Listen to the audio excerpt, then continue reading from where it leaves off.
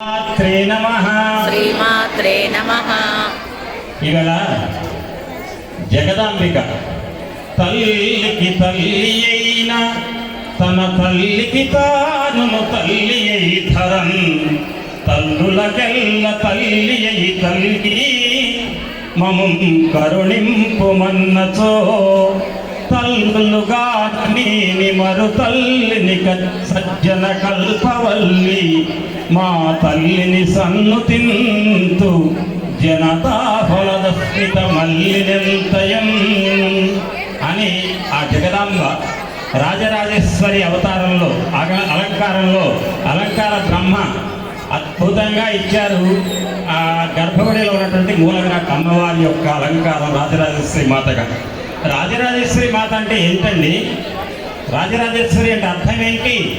అందరూ కూడా అయ్యా ఈ దేవాలయ ప్రాంగణంలోకి వచ్చిన గంటన్న చెవులు మనస్సు కాస్త అమ్మవారి విషయాల పట్ల లగ్నం చేస్తే కనీసం పండగ దసరా పండగ అంటే ఏంటండి? మన తెలుగువారికి ప్రత్యేకంగా తెలంగాణలో విజయదశమి పండుగ అంత గొప్ప పండుగ అయితే ఉందండి. ఉగాది కూడా ఇంతమంది రాదు. పంచాంగ పఠనం అప్పుడు వస్తారు, కాస్త విన్నట్టు వింటారు, ఆ ఉగాది పచ్చడి పెట్టమంటారు, దాని మీద దృష్టి ఉంటుంది.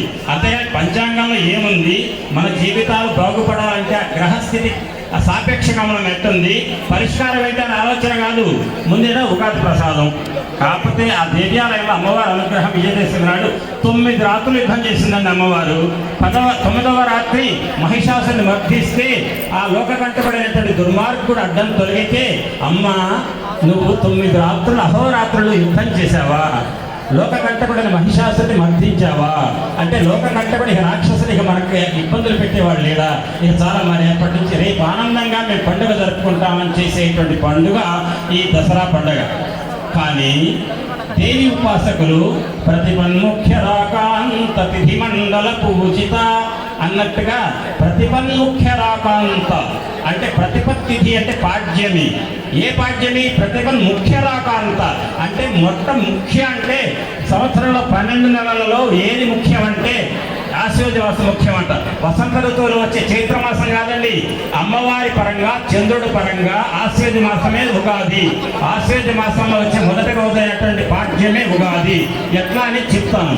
ఎట్లా అంటే చంద్రుడి గమనాన్ని ఆధారంగా తీసుకొని పంచాంగం లెక్క వేస్తే చంద్రుడు ఏ నక్షత్రంతో పౌర్ణమి నాడు ఉంటాడో దాన్ని బట్టి ఆ మాసానికి ఆ పేరు వస్తుంది.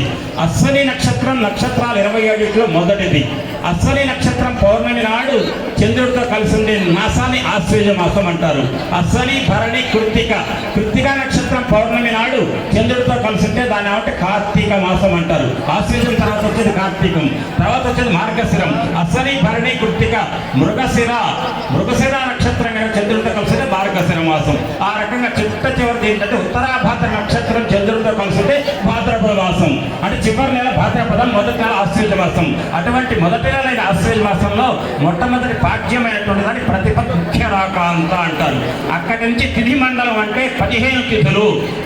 పాఠ్యం నుంచి పౌర్ణమి దాకా 15 రోజుల పాటు అట్ట మొదలైన బీజాక్షరాలతోటి సా కాల హేం అట్ట అంతం అవుతాయి 15 అక్షరాలు. ఆ 15 బీజాక్షరాలు పూర్తిగా చెప్పకూడదు వేదిక మీద కాబట్టి టూకీగా చెప్పాను. మధ్యలో హాసాక అట్టొస్తాయి.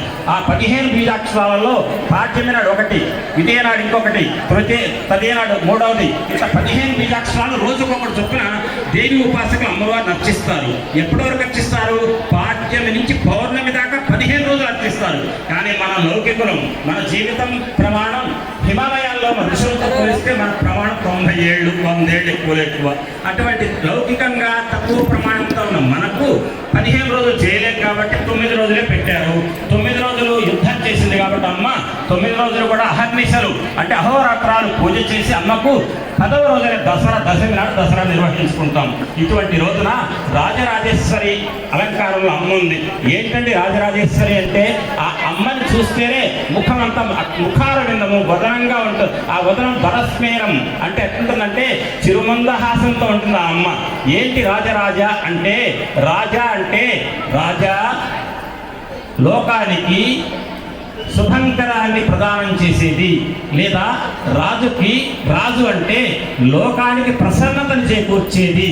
ఆ రాజు అనేవాడు ఎవరంటే ఈ లోకంలో మధ్యాహ్నం ఎండ పొద్దున్నే సూర్యోదయం కాగానే ఆదిత్య హృదయం చదువుదామని ఉంటుంది తప్ప ఎంత ఆహ్లాదంగా ఉంది అందరూ.